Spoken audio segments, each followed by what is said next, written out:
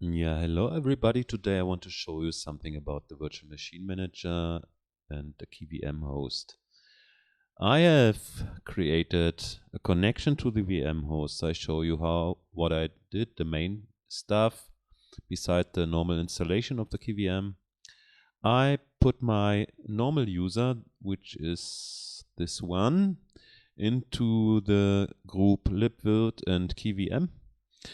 So then the user has the rights to do the libvirt stuff, qemu stuff, and so on. And beside that, I changed the libvirt config file and enabled the TCP connection and set the authentication type to SSL. And after that, I restarted the key VM host. And I also put my public SSH key into the authorized keys files of my special user here.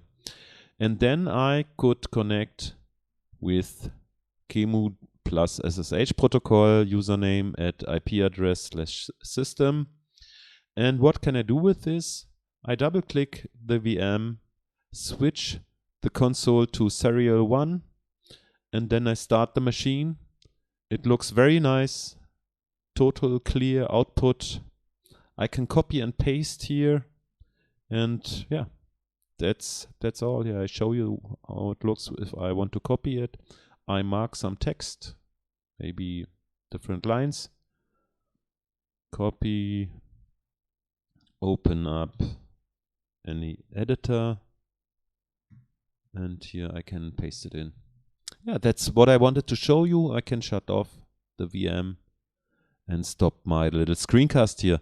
I hope you enjoy my little screencast. If you like it, you can give me a thumb up and subscribe my channel. Bye bye.